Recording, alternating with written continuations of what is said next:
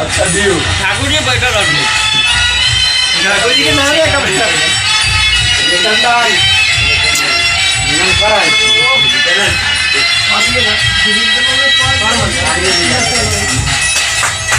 ठाकुर जी डंगर लौट से बाबा जी कहाँ आतन अपने के पंडित आए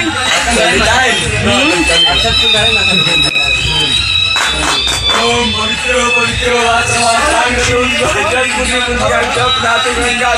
हरी हरी फटाफट छूटू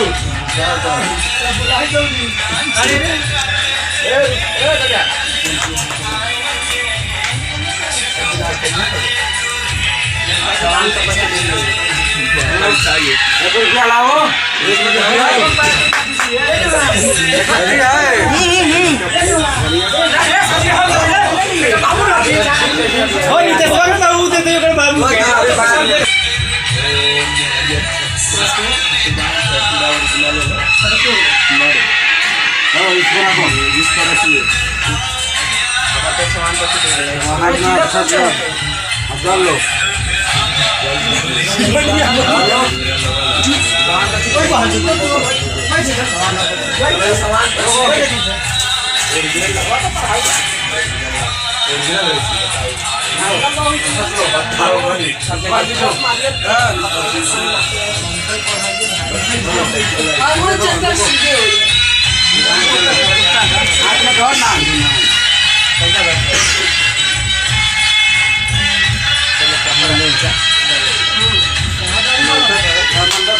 डूबल के टवा हो दिला का चढ़ावे के तो टुकुर टुकुर ताकोता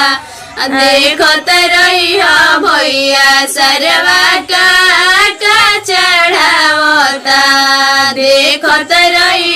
भैया सरवा का चढ़ावता अंगना में आके हमन मुहावा बनावता अंगना में आके अपन मुहावा बनावता कोई करार सरवा फ्रिज वाले आईब फ्रिज वाले आके तोहरा आंगन में चढ़ाईब कोई रह करार सरवा कूलर ले आईब कूलर चुमती है बिछुआ लगा के आमा बाबुल को चुआ माँ चूमत है कुछ देते आशीष है जिया सुदुल्हा दुल्हन लाख बारिश है जिया सुदुल्हा दुल्हन लाख होला चुमावना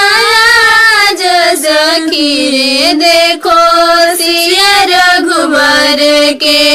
होला चुमावन आज सखी रे देखो लड़की के मगर कौन लड़का के बाप रघुबर के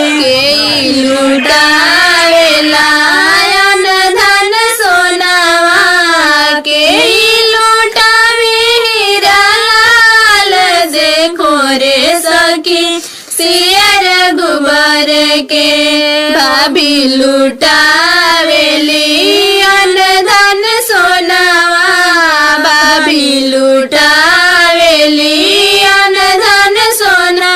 आमा लुटावे हीरा लाल देखो रे सखी सिया रघुबर के होला चुमावन आज देखो रे सखी सिया रघुबर के हाँ हाँ चूमन में दीदी मेरी आई गई हाँ चूमन में दीदी मेरी आई गई हाँ हाँ चूमन में कंगन लुटाई गई हाँ हाँ चूमन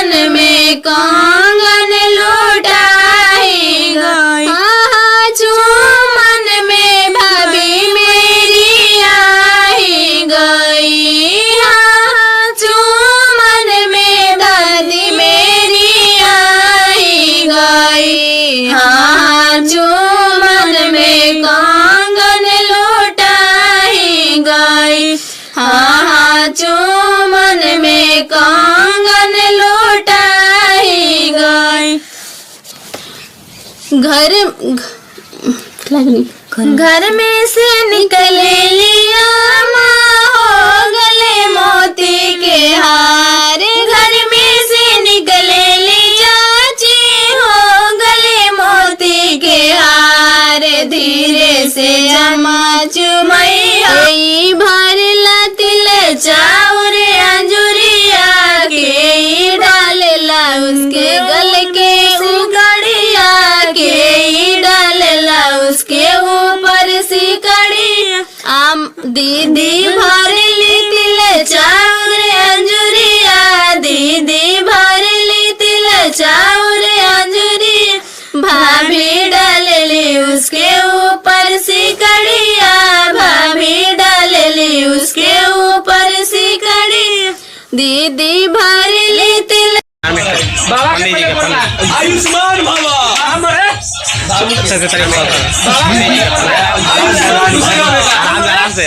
सिकड़िया भाभी डालली उसके ऊपर सिकड़ी। दीदी भरली तिल चाउर अंजुरिया दीदी भरली तिल चाउर अंजुरिया। भाभी डालली उसके गल के सिकड़िया भाभी डालली उसके ऊपर सिकड़ी।